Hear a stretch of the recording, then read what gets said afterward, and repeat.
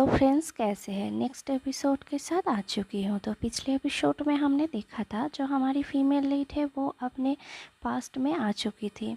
तो इस एपिसोड के शुरुआत में हम देखते हैं जो हमारी फीमेल लीड है वो खुद को देखते हुए कहती है कि ये आखिर कैसे हो गया, और अपने गालों को खींचते हुए कहती है कि क्या मैं कोई ड्रीम देख रही हूँ।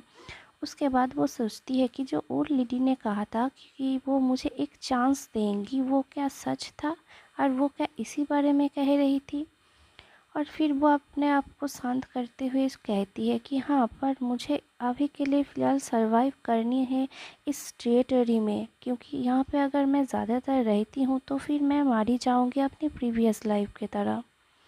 और अपने ड्रेस को देखते हुए कहती है कि ये तो वही ड्रेस है जब मैंने इस ऑर्फनेज को छोड़ने के वक्त पहना था। और फिर वो सोचती है कि मैं क्या अपने पिछले लाइफ की तरह ही काम करूं, डॉक्टर की तरह, या फिर यहाँ से भाग जाऊं सरवाइव करने के लिए। फिर वो और डिसाइड करते हुए कहती कि हाँ, मुझे यहाँ से भाग जाना ही चाहिए। उसके बाद हमें दिखाया था हमारी फीमेल लीड को कोई सिस्टर कहते हुए उसके पास आता है, और हम देखते हैं बहुत सारे बच्चे उसके पास आते हुए कहती है कि सिस्टर, क्या आप हमें भूल जाएंगे। और एक बच्ची कहती है कि क्या सिस्टर आप हमें याद रखेंगे और हमसे मिलने आएंगी।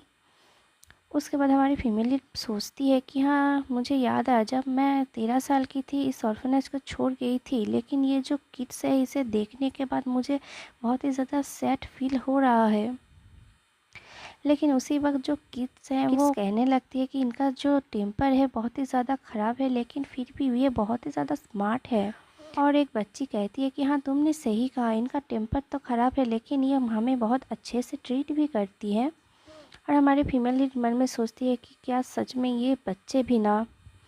उसके बाद हमें एक लेडी को दिखाया जाता है जो हमारी फीमेल लीड को कहती है कि रिची, मैंने सुना है कि तुम आज यहाँ से जाने वाली हो। और जो हमारी फीमेल लीड है उसे देखते हुए कहती है कि मिस इल्वर्न। और जो मिस है वो हमारी फीमेल लीड डायरी और पेन को देते हुए कहती है कि ये मैंने तुम्हारे लिए प्रिपेयर किया है एक गिफ्ट की तरह, और मैं आशा करती हूँ तुम्हारा जो सपना है एक डॉक्टर बनने के लिए वो सच हो जाए। हमारी फीमेल लीड मन में सोचती है ये जो ऑर्फनेज है इतना ज़्यादा छोटा है, लेकिन फिर भी उन्होंने मेरे लिए गिफ्ट को प्रिपेयर किया, और यही वो पर्सन है जिन्होंने कि मुझे बचाया था रिवर से जब मैं बहुत ही ज़्यादा छोटी थी। और इन्होंने तो मुझे अपना नाम भी दिया है जो कि है रिची। उसके बाद वो अपने मन में सोचती है कि हाँ, अगर मैं यहाँ से भाग जाती हूँ तो ये जो लेडी है और ये जो बच्चा है ये सभी को मरना पड़ेगा इस टेरिटरी में, लेकिन मैं ऐसा नहीं होने दे सकती।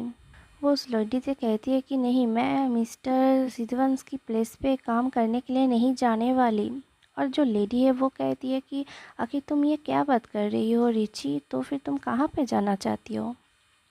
और हमारी फीमेल लीड कहती है कि असल में मैं जो सीरियस टेरिटरी का कैस्टल है वहाँ पे जाना चाहती हूँ। और ये सुनने के बाद जो लेडी है वो कहती है कि लेकिन वहाँ पे क्यों जाना चाहती हो तुम। और जो हमारी फीमेल लीड है कहती है कि वहाँ का जो मेन डॉक्टर है मिस्टर अर्का, मैंने सुना है कि उनको एक असिस्टेंट की ज़रूरत है। और फिर मन में सोचती है जो ये जो सीरियस टेरिटरी है ये बहुत ही ज़्यादा पीसफुल था जब तक कि यहाँ का जो हायर था वो मारा नहीं गया, और जो वुटेरिक है उसने इस टाइटल को इनहेरिट नहीं किया। तो फिर अगर मुझे अपने पीपल को सेव करना है तो फिर मुझे उसे बचाना होगा।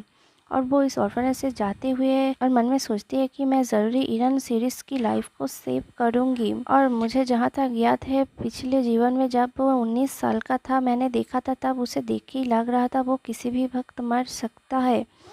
और जबकि मैं यहाँ पे पास्ट में आ चुकी हूँ तो मेरे पास एक चांस है उसे बचाने के लिए। और अगर मैं जिस तरह से चाहती हूँ अगर हर चीज़ वैसा होता है, सबको बचा लेती हूँ, तो फिर मेरे पास एक चांस होगा अपने पेरेंट्स को ढूंढने के लिए। और वीर मन में सोचती है कि जब मैं पिछले लाइफ में मरने की कगार पे आ चुकी थी तब मुझे अपने पेरेंट्स के बारे में जानना था, और मैं अगर अपने प्रीवियस लाइफ की तरह इस लाइफ में भी अपने पेरेंट्स को नहीं खोज पाती हूँ तो फिर मैं ज़रूरी शादी करूँगा और अपने एक खुद का फैमिली को क्रिएट करूँगा। उसके बाद वो बहुत ही ज़्यादा कॉन्फिडेंट होती है खुद में ही और कहती है इन सब चीज़ों के लिए पहले मुझे जो ईरान है उसे बचाना पड़ेगा। और इसी के साथ वो एक मेंशन में एंटर करती है। उसके बाद हमें उस मेंशन का अंदर का सीन दिखाया जाता है जहाँ पे एक पर्सन कहता है कि तुम जिया ऑर्फनेज से आई हो, मैंने सही कहा ना। और फिर हमें उस पर्सन के बारे में बताया जाता है जो ये विस्काउंट आर्का है, जो कि सीरियस फैमिली का डॉक्टर है।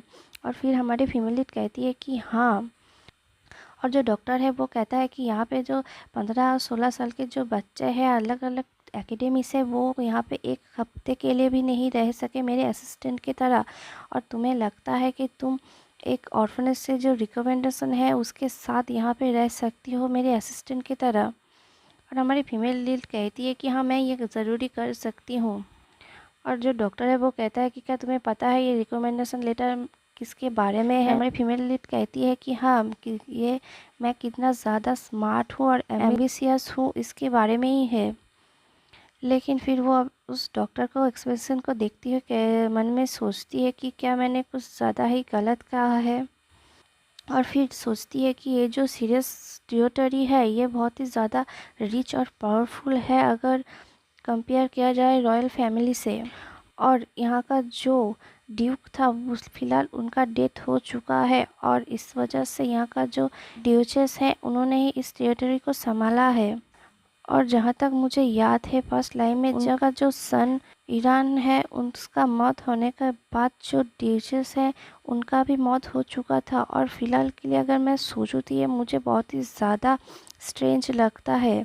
और जो डॉक्टर है वो कहता है कि अगर सच कहूँ तो मुझे नहीं पता मैं तुम्हें रिस्कलेस कहूँ या फिर एरोगेंट, क्योंकि ये जो रिकमेंडेशन लेटर है मुझे नहीं लगता ये कुछ ज़्यादा ही अच्छा है, तुम्हें इसे एक बार देखना चाहिए। उसके बाद जो हमारी फीमेल लीड है उस रिकमेंडेशन लेटर को देखते हुए सोचती है कि ये तो मेरी ऑर्फनेज की जो लेडी थी उन्होंने लिखा है और इसमें सिर्फ तो मैं कितना ज़्यादा क्यूट और इंटेलिजेंट हूँ इसी बारे में लिखा है। और मुझे लगता है कि वो कुछ ज़्यादा ही फैशन के साथ इसे लिखी है। और उसके बाद वो थोड़ा हिचकिचाते हुए कहती है कि असल में मेरा जो टीचर है वो रिकमेंडेशन लेटर लिखने में ज़्यादा अच्छी नहीं है।